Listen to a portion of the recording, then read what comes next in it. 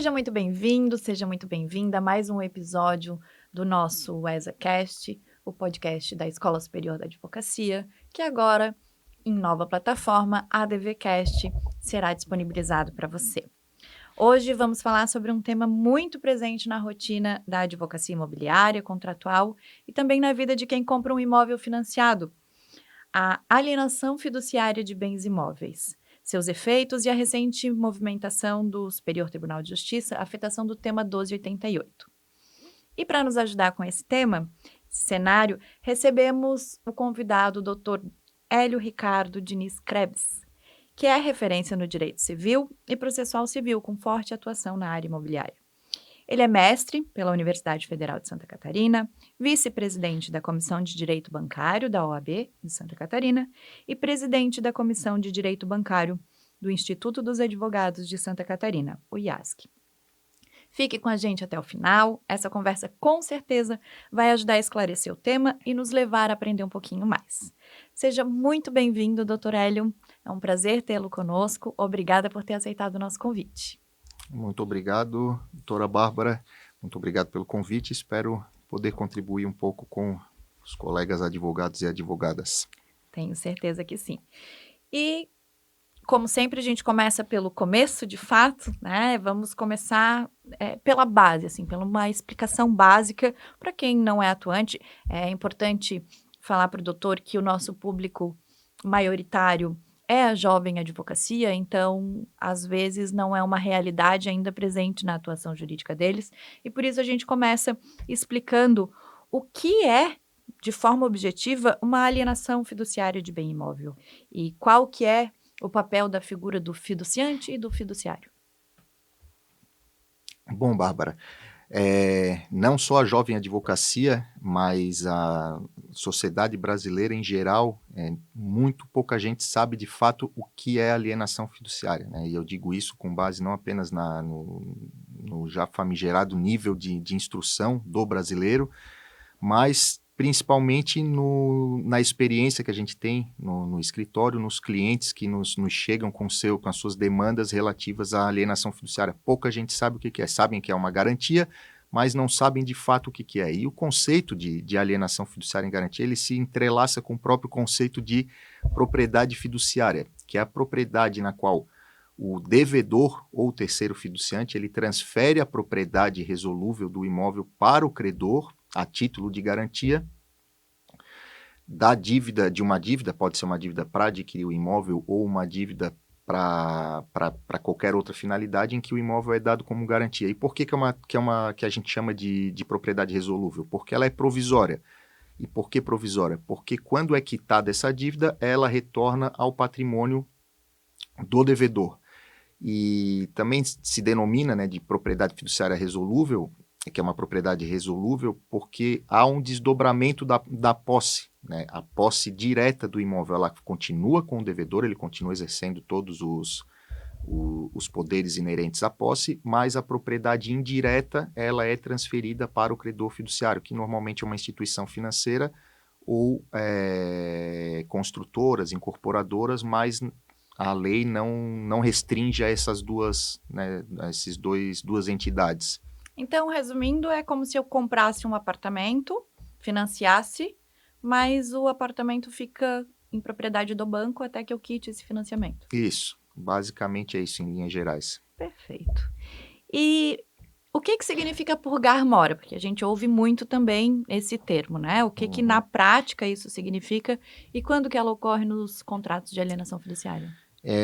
Purgar mora significa, sempre significou, pagar o que nós temos, as parcelas que estão em atraso, acrescidas dos encargos, dos encargos legais, contratuais. Normalmente, no caso de alienação fiduciária de bens imóveis, vai ser a quitação das parcelas que estão em atraso, acrescidas dos juros previstos no contrato, demais encargos, taxa condominial, se houver, IPTU, tudo que tiver em atraso, para restabelecer o andamento para restabelecer a relação contratual. Quando que ela ocorre? Normalmente, o prazo de carência para que seja expedida uma notificação para purgar a mora, ele está previsto no contrato.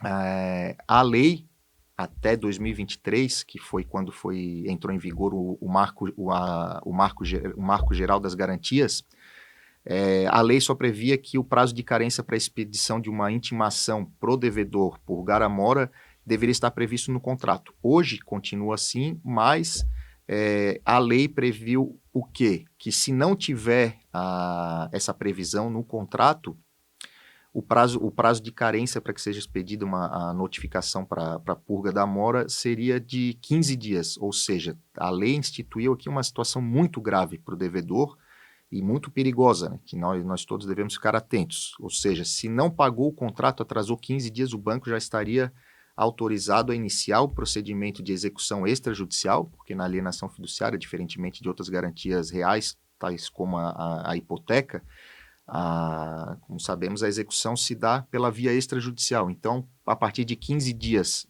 do inadimplemento, o banco já está autorizado a dar andamento a esses trâmites, a não ser que o contrato preveja outro prazo, que muitas vezes é o que ocorre e muitas vezes prevê que é o atraso da primeira parcela, ou de 2 parcelas, ou de 3 parcelas. E as instituições financeiras costumam dar início a esse procedimento depois de 2 parcelas em atraso. Entendi. Mas a partir de uma parcela já teria essa Se tiver previsto em contrato uma parcela, ou se não tiver ou se prazo, não, já é são os 15 15 dias dias. mesmo. Uhum. E esses 15 dias são contados dias úteis? Não, são dias corridos, porque é uma lei, ela não está prevista no Código de Processo Uhum. Civil, né? Então até chegou a ter uma discussão sobre esse ponto, se aplicariam as normas do Código de Processo Civil, mas o entendimento é de que são dias úteis, a partir da intimação pessoal do devedor ou do terceiro Dias fiduciante. úteis? Não. Dias corridos. Ah, perfeito. E aqui é importante registrar que quem pode oferecer o imóvel não é só o devedor, né? Pode ser um terceiro fiduciante. Isso acontece muitas vezes quando quem toma um empréstimo é uma empresa e quem está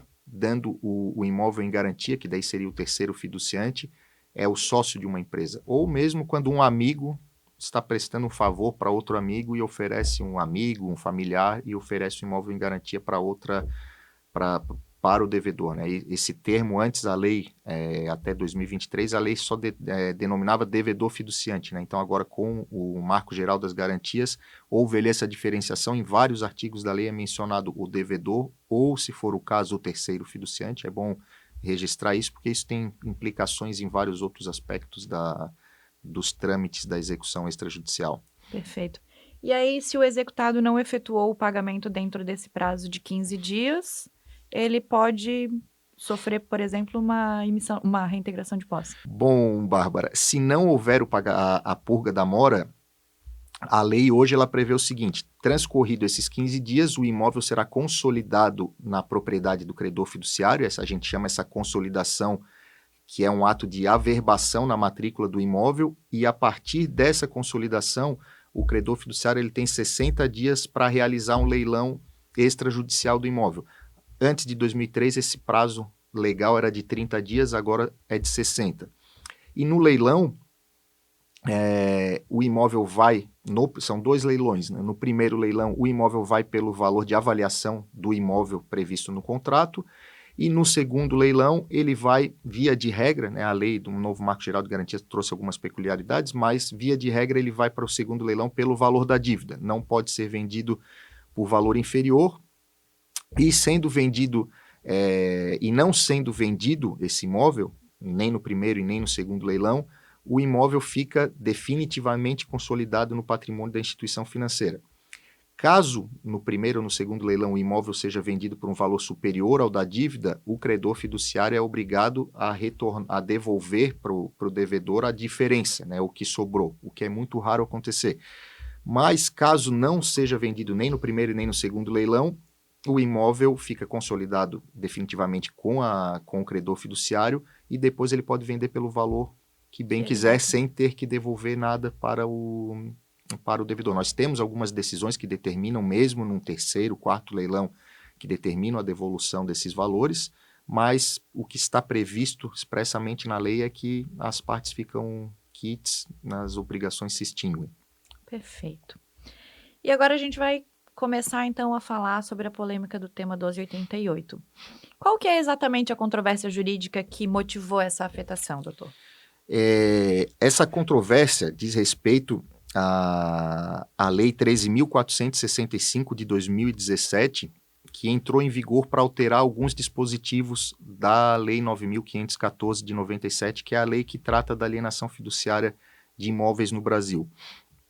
Até então, antes de 2017, a lei de alienação fiduciária previa duas hipóteses para a purga da mora.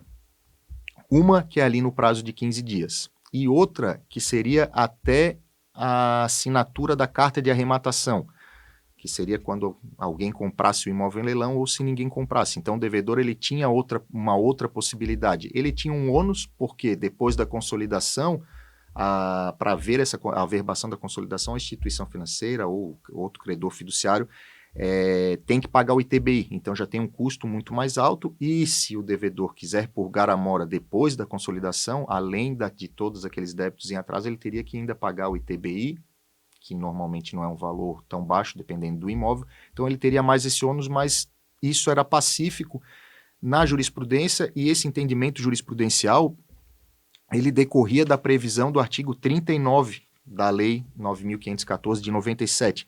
Esse artigo 39, ele dizia o quê? Que nas disposições da Lei 9.000, as disposições da Lei 9.514 se aplicavam os artigos 29 a 31 do Decreto-Lei 76 de 1966, que tratava da cédula de crédito hipotecária e da execução hipotecária e da execução dessa cédula de crédito, que também se dava de forma extrajudicial. E lá no artigo 34 desse decreto-lei, que se aplicava à alienação fiduciária de imóveis, era previsto que o devedor poderia purgar a mora até a data da assinatura da carta de arrematação.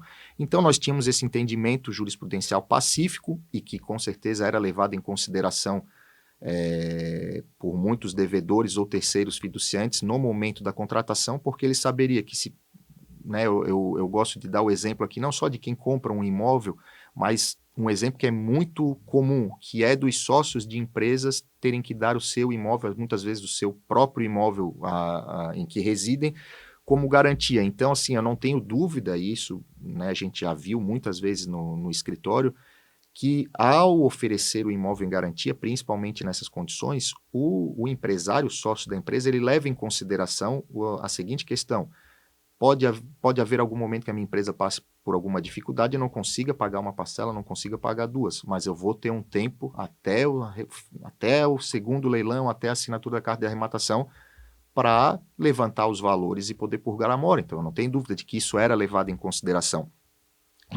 Só que com essa lei 3.465 de 2017, o artigo 39 ele foi modificado para dizer que aquelas disposições do decreto-lei 7666 só seriam aplicáveis à hipoteca. E a hipoteca é um instituto que está quase em desuso, talvez agora depois do novo Marco Geral das Garantias ele volte a ser utilizado, porque está prevendo também a execução extrajudicial da hipoteca, mas o fato é que a lei, a partir de 2017, de julho de 2017, ela não previa mais essa hipótese de purga da mora, ela previu no parágrafo 2º, no segundo A do artigo 27, a possibilidade de que o devedor fiduciante ou o terceiro fiduciante, ele poderia exercer o direito de preferência até a realização do segundo leilão, mas não a purga da mora até a data da assinatura da carta de arrematação. Então, assim, houve uma grande restrição nesse direito de purga da mora, e a discussão que começou a ocorrer nos tribunais era se essa lei já se aplicaria aos contratos que foram assinados antes de sua vigência. Então é uma questão que, em princípio, a gente se conversar com leigos, se conversar até com grande parte dos colegas advogados, a gente vai imaginar que não, que quem assinou o contrato antes, aquilo ali trata-se de um ato jurídico perfeito e o devedor ou o terceiro fiduciante, ele tem o direito adquirido, porque estava previsto num contrato que é um contrato que, no tocante à alienação fiduciária, em garantia, que denomina-se que seja um contrato acessório ao contrato de mútuo, no tocante à alienação fiduciária, ele é um contrato perfeito e acabado. Então, vigia a legislação As anterior. obrigações estavam previstas no contrato de acordo com aquela lei. O que altera-se na lei depois daquilo não pode atingir os contratos anteriores. Mas começou criou-se uma divergência, né, nos tribunais e principalmente no Tribunal de Justiça do Estado de São Paulo, onde tinham muitos casos envolvendo essa matéria específica, essa questão de direito específica. Lá foi instaurado um incidente de resolução de demandas repetitivas, incidente IRDR número 26, onde houve um amplo debate sobre essa questão do direito adquirido, sobre a doutrina da irretroatividade das leis, né, o ato jurídico perfeito do direito adquirido, e por uma maioria apertada, né, teve o voto de desempate do presidente da terceira turma de direito privado, foi pela não incidência da lei nova aos contratos vigentes anteriores a julho de 2017. E ali o que aconteceu? Houve um recurso especial da instituição financeira que saiu perdedora. Esse recurso especial chegou ao STJ, foi distribuído para a terceira turma, e aqui nós temos uma questão de processo civil muito interessante, né, porque no regimento interno do STJ, o recurso especial que é proveniente de RDR de algum tribunal local, ele deve ser processado pela sistemática dos recursos especiais repetitivos. É isso que prevê o regimento interno. Mas o relator desse recurso, que era o ministro Ricardo Vilas Boas Cueva, ele entendeu que a matéria não estava devidamente madura para que fosse julgado pela sistemática dos recursos repetitivos, porque não havia um precedente específico da quarta turma. Havia da terceira, mas não havia da quarta. Então, quando chegou para ser julgado na terceira turma, eles entenderam melhor levar como vinha de um IRDR, eles entenderam melhor levar para a segunda sessão. E quando chegou na segunda sessão, Bárbara, que é o órgão máximo do STJ, o órgão colegiado máximo sobre as questões de direito privado, a não ser quando envolva também questão de processo civil, via de regra, que daí ele vai para a corte especial. Como é que foi o julgamento na segunda sessão? Havia uma jurisprudência consolidada na terceira turma, no sentido de que, se a purga da mora ou a consolidação ocorressem antes da lei de 2017, a possibilidade de purga da mora seria até a data da carta de arrematação, não se aplicava a lei nova. Agora, se o contrato, mesmo sendo anterior a 2017, assinado anteriormente a 2017, mas a purga da mora ou a consolidação fossem depois, ou seja, o STJ considerou o fato ali, o ato jurídico perfeito, o ato gerador como a dívida. Como a purga da mora ou a consolidação da propriedade. Então, se ocorressem depois de julho de 2017, já se aplicava a lei nova e a purga da mora não poderia mais ocorrer a não ser no prazo de 15 dias. E o que levou a ser firmado a decisão desse recurso especial em RDR ser firmada nesse sentido? Tinham diversos acórdãos da terceira turma, então a sessão simplesmente analisou, citou todos os acórdãos da terceira turma nesse sentido, vários deles, né, eu até, como para os jovens advogados aqui, a gente dá não só para os jovens advogados, para os advogados antigos também, eu gosto sempre de dar essa sugestão, que a gente não se atente apenas à ementa dos julgados, né? E esse caso aqui é a maior prova disso, vou explicar daqui a pouco por quê. Até todos os julgados que foram mencionados nesse acórdão da segunda sessão que julgou o recurso especial do IRDR, eles não tratavam especificamente dessa questão. Cada um tratava de uma questão específica, mas o que é mais grave, e isso aqui essa gravidade que eu digo é decorrência de uma tendência que nós temos observado, principalmente que começou no STJ e agora está se alastrando pelos tribunais, que é de todo julgado todo acórdão se fixar uma tese, tentar se fixar uma tese para que seja aplicado a casos futuros, né? E no STJ, como é a nossa corte de vértice, que é o órgão, é o tribunal responsável por dar a última palavra na interpretação sobre leis federais, isso se mostra mais grave e mais perigoso. Por quê? Nessa toda a cadeia dessas decisões que tiveram no STJ sobre a matéria, elas iniciaram numa decisão, num acórdão de 2020, da terceira turma. Nesse acórdão foi fixada uma tese, que essa tese deu origem aos outros, foi sendo replicada nos outros e acabou sendo a tese que levou a segunda sessão do STJ a reformar a decisão do IRDR de São Paulo. Nessa tese, foram fixadas duas teses. A primeira, que antes da entrada em vigor da Lei 13.465 de 2017, nas situações em que já consolidada a propriedade purgada à mora nos termos do artigo 34 do Decreto-Lei 7066, impõe-se o desfazimento do ato de consolidação com a consequente retomada do contrato de financiamento imobiliário, ou seja, admitia-se a purga da mora até a data da carta de arrematação.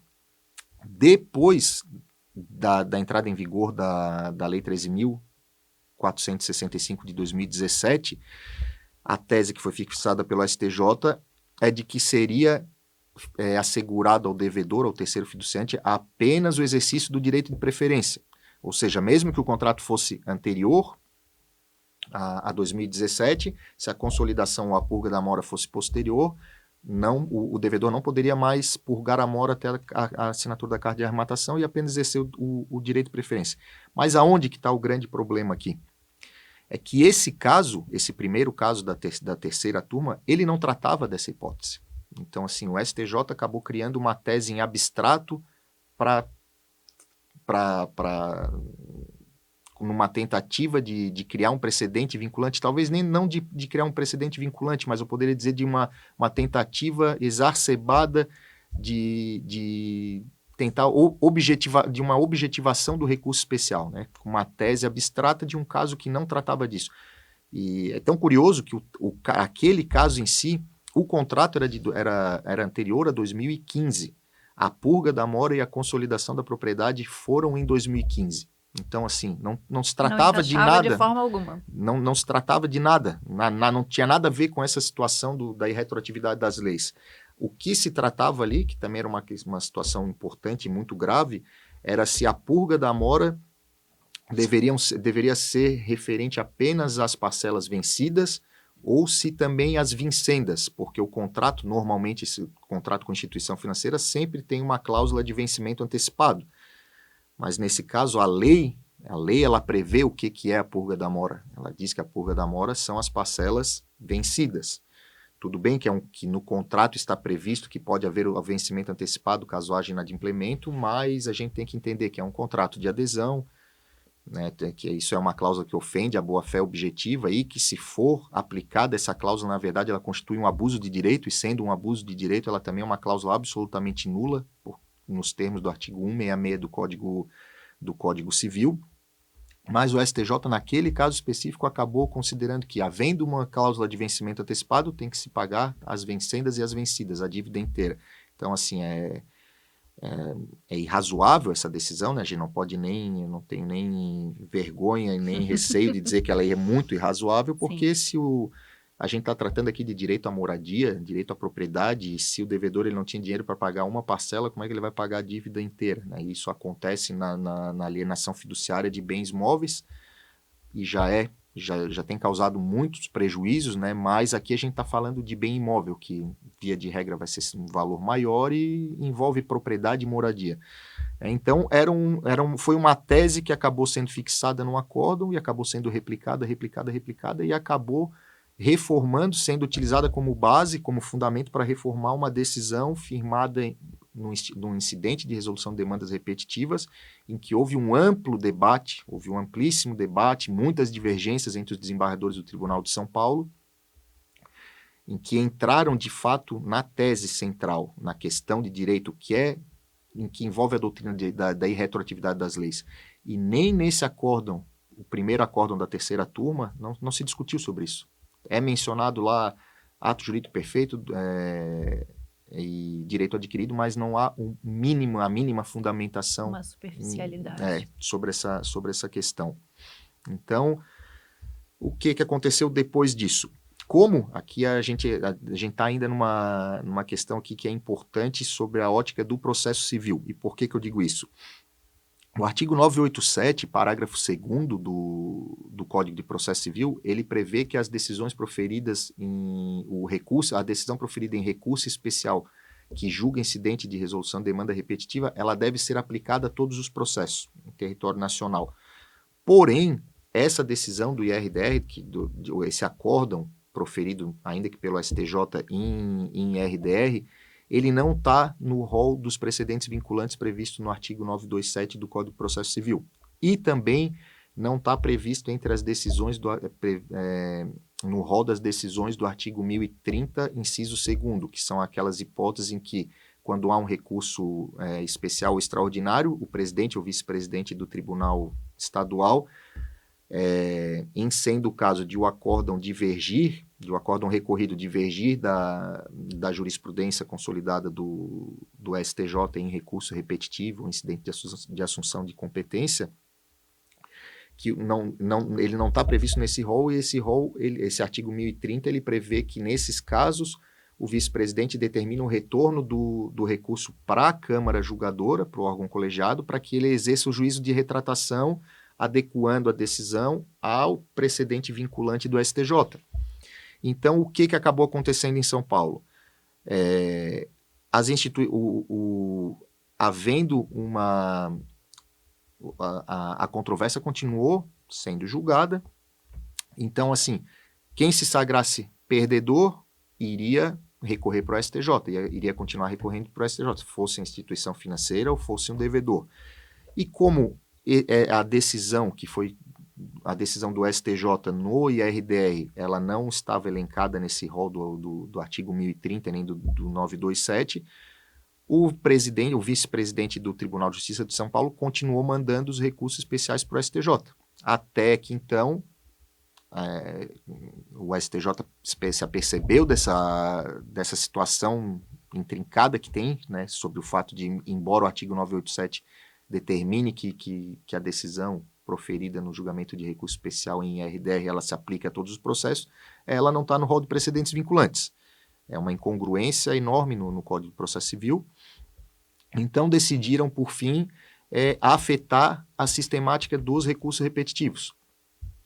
Essa questão da irretroatividade das leis ali, se vai aplicar a lei nova ou não. Então, isso foi em outubro de 2024, é relativamente recente, a gente está quase dando um ano, mas é relativamente recente.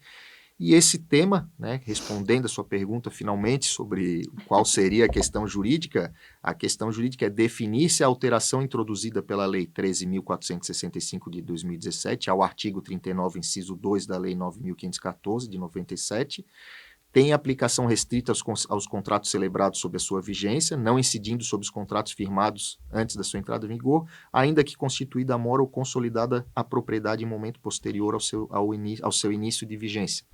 Né? Porque teve o julgamento, mas a controvérsia continuou existindo no Tribunal de São Paulo e ainda existe entre outros tribunais. Né? Perfeito. Mas a gente já consegue encontrar uma tendência majoritária ou essa divergência ainda é de muita divisão de posicionamento? No Tribunal de São Paulo, observou-se bastante decisões no sentido de aplicar a decisão do IRDR, só que daí é interposto recurso especial e agravo em recurso especial e ficam suspensos por determinação do STJ, mas em primeiro grau a controvérsia ainda continua em primeiro e segundo grau.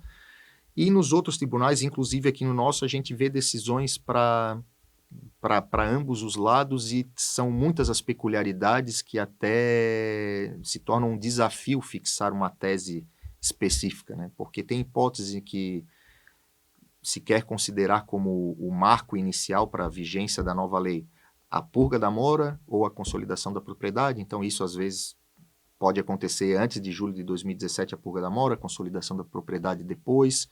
Então tem havido muita confusão na jurisprudência sobre isso. Nosso tribunal tem pouquíssimos casos tratando especificamente dessa questão. E a tua opinião? Assim, qual que é o teu posicionamento acerca do tema? O meu posicionamento, acho até que eu já dei uma adiantada, né? É de que, com certeza, a lei nova ela deve ser aplicada só para os processos novos, né? Só para Contratos os contratos fixados, assinados, né? após Pactuados 2017. após julho de 2017. E por que isso? Né? Aquilo que eu já havia adiantado. O devedor, ao oferecer o seu imóvel em garantia, ele está levando em consideração o que está no contrato e, com certeza, ele está levando em consideração, talvez, se não todas as vezes, uma grande maioria das hipóteses, ele está levando em consideração que ele pode ter 15 dias para purgar a mora ou que ele pode ter, talvez, 6 meses e, às vezes, 1 ano. Né? Aqui é importante ressaltar também que a lei ela traz ali o prazo de 30 dias para ela. Antes de 2023, o prazo para a realização do leilão era 30 dias, agora são 60, e muitas vezes o devedor acha que é muito comum que o banco não realize o leilão nesse prazo, né? Ele consolida a propriedade e às vezes leva mais de 1 ano, 2 anos, 3 anos até para realizar o leilão. Isso não é muito raro acontecer, mas isso não é uma grande vantagem para o devedor. Muitas vezes não é vantagem para o devedor, por quê? Porque enquanto não é realizado o leilão, estão incidindo os encargos moratórios, que muitas vezes são muito maiores do que os encargos remuneratórios do período da normalidade, antes da inadimplência. E os bancos, instituições financeiras, muitas vezes deixam esse prazo correr. Se o valor do imóvel é muito maior do que o valor da dívida atual, eles deixam esse prazo correr para a dívida aumentar e, quando for vendido, não ter que devolver nada, ter que devolver o mínimo possível para o devedor. Então, assim, o STJ já considerou que esse prazo, né, ele trata de um dever de mitigar as perdas, né? É um dever da instituição financeira de mitigar as perdas. Mas, mesmo quando, embora reconheça que é um dever da instituição financeira, não há ônus nenhum quando não cumpre. Fica assim, mas aí abre-se uma possibilidade para o advogado, quando estiver discutindo essa situação, requerer que os encargos moratórios incidam somente pelo prazo de 30 ou 60 dias. Agora, Perfeito. né?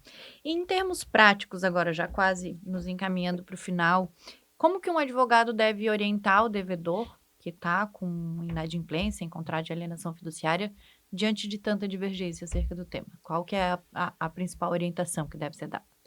Como é um processo que corre extrajudicialmente e às vezes é muito rápido, o ideal é que o devedor, antes mesmo de ele entrar em inadimplência, ele já procure um advogado para verificar as hipóteses que tem para talvez tentar se resguardar. Muitas vezes podem ter ilegalidades no contrato que podem ser discutidas mediante uma ação revisional antes mesmo do inadimplemento ou assim que for inadimplida a dívida, e depositar em juízo o valor que entende devido, né? Mas isso tem que ser feito com muita cautela, né? A gente vê muitos casos em que o advogado acaba orientando no calor da emoção o cliente a entrar com uma ação revisional, parar de pagar, não consegue uma liminar e acha que, e o cliente muitas vezes, e até às vezes o advogado, acha que porque tem uma ação judicial tramitando, aquela propriedade não vai ser consolidada em nome do credor fiduciário, e no final das contas, quando vê, o imóvel já está em leilão, já foi realizado o leilão. Então é uma situação que tem que ser analisada com bastante cautela.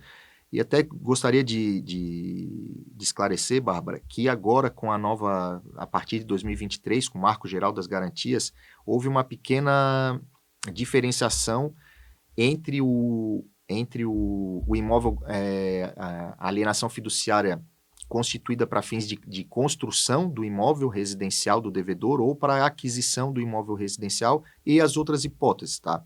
Nesse caso, quando o imóvel quando a dívida é adquirida para a construção do imóvel residencial ou para aquisição, o devedor ele acaba tendo 2 prazos para purgar a mora. Por quê? Ele tem o prazo de 15 dias da intimação que ele recebe, mas ele pode purgar a mora até a data da averbação da consolidação da propriedade, que nesse caso aí é 60 dias nessas hipóteses de imóvel residencial, né? fora Para dessa essas duas hipótese, exceções, né? fora dessa hipótese continua sendo 15 dias. E essa nova lei, o Marco Geral das Garantias, ele também trouxe uma novidade que é muito importante e que é o que eu diria que assim, essa questão que vai ser decidida no tema 1288, ela vai gerar efeitos para outras hipóteses, porque ela está tratando ali da teoria da irretroatividade das leis, né? Então, se entender que a purga da mora agora ela pode ser feita nos contratos ela só pode ser realizada no prazo de 15 dias para os contratos também que foram pactuados antes de 2017, a gente vai estar, no nosso entender aqui, né, vai estar ocorrendo uma ofensa ao ato jurídico perfeito ao direito adquirido, mas digamos que se reafirma o entendimento do STJ, que a gente acha que é equivocado, até porque não tem uma ratio decidendi naquele precedente, né? Foi firmada uma tese desvinculada completamente dos fatos da causa. Mas, supondo que seja mantido aquele entendimento, e que é a forte tendência de que seja mantido, os efeitos daquela decisão, no tocante à retroatividade das leis, ele pode se expandir aqui para uma nova situação que essa lei, que o Marco Geral da Garantia trouxe. O que é? Como eu falei aqui no início, o cidadão em geral e até advogados, as pessoas têm muito pouco conhecimento sobre o que seja a alienação fiduciária. Sabem que é uma garantia, mas não sabem que transfere a propriedade e tal. Mas uma coisa que quase todo mundo sabe é: se não pagar a dívida, tu perde o imóvel e tu não deve mais nada para o banco. Isso é algo que se estabeleceu, e eu falo assim porque todos os clientes que eu peguei, muitos às vezes pensam, não vou pagar, mas perdi o imóvel, acabou, não devo mais nada. Mesmo que o imóvel hoje esteja valendo muito menos que a dívida, perdeu o imóvel, acabou a dívida, né? Isso era previsto na lei. Agora, o que acontece? Fora dessa situação da pactuação da alienação fiduciária para a construção do imóvel ou para a aquisição do imóvel residencial, nos outros casos, o que o Marco Geral de Garantias previu agora? Que sendo indo o imóvel para leilão, primeiro, segundo leilão, e permanecendo um saldo remanescente da dívida, o devedor vai continuar sendo obrigado, então ele vai ser demandado numa ação de execução. E agora aqui que eu digo a importância desse tema 1288, porque pode haver uma repetição daquele entendimento sobre a retroatividade das leis, na verdade, sobre a retroatividade das leis aqui. Então, quem contratou antes de 2023 acreditava que a dívida ia ser quitada junto com a perda do bem. Junto com a perda do bem. E agora, isso o tempo vai nos dizer, né? Com certeza a gente não tem ainda nenhum caso assim, eu acho, mas o tempo vai nos dizer. Então, assim, aquele tema 1288, ele não está... E embora 2017 já não é hoje, já faz tempo, né? Que aconteceu 2017, já faz quase 10 anos. Nós temos muitos processos tramitando ainda e tem muitos contratos, como são contratos de alienação fiduciária, aquisição de imóvel, tem contratos que são para 10 anos, 30 anos. Então, é uma discussão que vai longe ainda, mesmo que a lei seja de 2017, mas o que me preocupa muito também é essa nova alteração e os impactos da decisão do tema 1288 também nessa questão aqui do Marco Geral das Garantias. Porque uma coisa vai acabar puxando a outra, sim, né? Agora sim, a gente vai vendo cada vez mais a importância do tema e o risco de não ter esse tipo de informação, né, doutor? Mas agora, encerrando o nosso tema, e a gente faz um quadro final com os nossos convidados do podcast, que a gente chama de quadro Última Instância. São algumas perguntinhas em que é a primeira coisa que vem na tua cabeça para que tu respondas pra gente isso que a gente vai te questionar agora, tá? Então, não precisa explicar muito, não precisa se preocupar com qualquer desdobramento do tema. Assim, perguntas e respostas bem curtas, tá? Primeira delas, um livro que todo advogado deveria ler. Nulidades do Processo e da Sentença, da Teresa Arruda Alvim. Perfeito. Uma inspiração dentro e fora do direito? Eu diria que Teresa Arruda Alvim e Luiz Rodrigues Vamber. E um erro que te ensinou mais que qualquer acerto?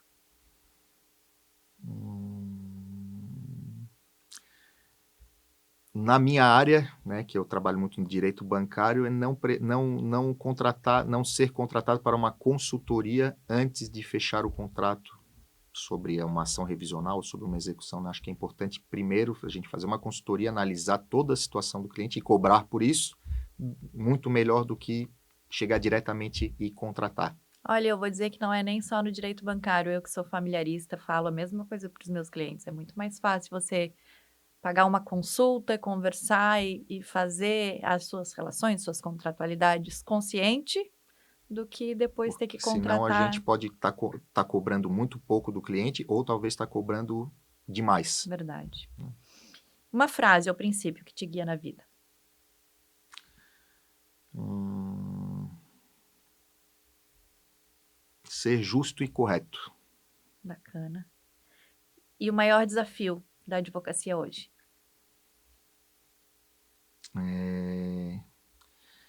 Não desanimar, né, eu diria não desanimar com decisões que nos deixam desapontados, né, e não digo nem sobre o enfoque de perder um processo, né, de perder uma tese, mas sim nas hipóteses em que a decisão ela não te não te convence de forma alguma, né. A gente vê muitas coisas muitas decisões, às vezes, que elas parece que foram proferidas para outro processo, e isso ao longo dos anos pode ir desgastando, mas o que eu aprendi, que eu consigo e é o que me faz continuar advogando com alegria, com felicidade, com motivação, é que o problema, na verdade, não é nosso. A gente não pode incorporar o problema pro advogado como se fosse dele, porque é isso que faz muito advogado ir parar no hospital com problema do coração, infartando aí. Verdade. Uma causa que você sempre defenderia. Causa contra as instituições financeiras. Bom, um conselho para quem está começando na advocacia? Estude bastante, tenha pessoas em quem se inspirar e leia não só livros, mas decisões judiciais para que a gente possa, né, como a nosso bate-papo aqui de hoje, ele só saiu, tudo que eu tenho aqui para te falar, porque eu fui ler toda a decisão, toda a cadeia de decisões. Se eu fosse olhar só a decisão do recurso especial que julgou aquele RDR, eu ia me contentar dizendo: "Ah, realmente a jurisprudência do STJ está pacífica", mas eu fui lá olhar o primeiro caso, abri aquele caso e fui ver que É muito criou-se mais uma amplo. tese que não tinha nada a ver com o caso que é julgado e, né, teoria dos precedentes que a gente fala muito hoje, a ratio decidendi, que é o que realmente deve vincular, a ratio decidendi ela é algo que ela decorre dos fatos da causa, dos fatos subjacentes da causa, ela não pode ser algo desprendido dos fatos, senão acaba acontecendo o que aconteceu aqui, criou-se uma tese abstrata que não tem nada a ver com aqueles fatos e o juiz, quando ele vai aplicar um precedente, ele não deve olhar só aquela tese, ele deve olhar os fatos subjacentes àquele precedente para ver se aqueles fatos se enquadram nos fatos deles. Porque assim como a lei não pode prever todas as circunstâncias fáticas de sua aplicação, uma tese pequena ali, abstrata, no final de um acórdão também não é suficiente. Perfeito. E para encerrar, Hélio por Hélio em uma palavra. O que eu vou te dizer? Alegria. Doutor, quero lhe agradecer, dizer que foi um prazer tê-lo aqui conosco novamente, assim, fico muito feliz por ter aceitado o nosso convite. Se quiser deixar alguma palavra para os nossos ouvintes. Não, eu que agradeço, foi uma honra comparecer aqui, espero que eu possa ter contribuído aí com a advocacia, com os jovens e antigos advogados, não gosto de dizer velhos, né, mas Como diz o doutor Pedro, os jovens há mais tempo. os jovens há mais tempo, eu me enquadro nesses. Perfeito. Encerramos então mais um episódio do ESACast com uma verdadeira aula sobre o tema. Embora bastante técnico, tem ganho cada vez mais o destaque no cenário jurídico atual. Com muita clareza e profundidade, Dr. Hélio nos conduziu por questões fundamentais acerca do tema. Foi uma conversa muito valiosa, doutor, especialmente para nós que atuamos na prática contenciosa e tem esse impacto direto no atendimento dos nossos clientes. E Queremos, então, formalmente agradecer a sua participação e por ter se tornado tão acessível desde o nosso primeiro convite. Você que nos acompanhou até aqui, fica o convite. Nos siga nas redes sociais, ESAOAB, ou então também acesse o nosso site e tenha conhecimento de todos os cursos e as palestras que estão sendo oferecidas. No YouTube, deixe seu like e ative o sininho para que cada novo vídeo você possa ser notificado. Nos vemos no próximo episódio. Até lá!